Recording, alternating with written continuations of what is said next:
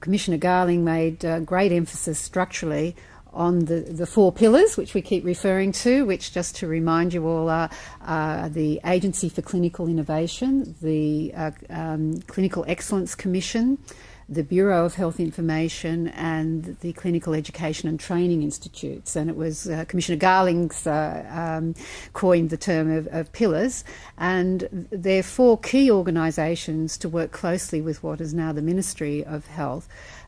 to focus on quality and safety, best models of care, good information for running the system, and then the whole process of how we educate, develop and support our people in delivering that care to patients. Part of what we're implementing now is major structural change, strengthening those 4 pillars, removing duplications of functions between what was the department and pillars, and having a much closer working relationship, and then a much closer working relationship between the pillars and the ministry with the local health districts, who now have real devolved responsibility for organising care for their local populations. The other aspect which we've been focusing on particularly is the one of culture, which Commissioner Garling extensively commented on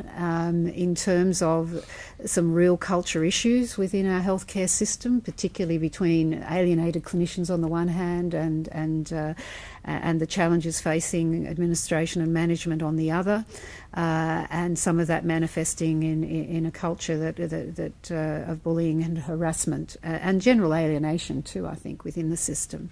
And significant advances have been made in response to Commissioner Garling's recommendations. Most recently, what we've done is undertake the Staff Your Say survey, where we're surveyed and will regularly survey the views of staff right across our system, including very specific questions about whether they've had bad experiences in the previous period that of a bullying and harassment nature, and we're going to measure ourselves and as to how we're travelling with that. And those areas around culture as well as performance and safety are key elements now of our new performance framework with our new health districts.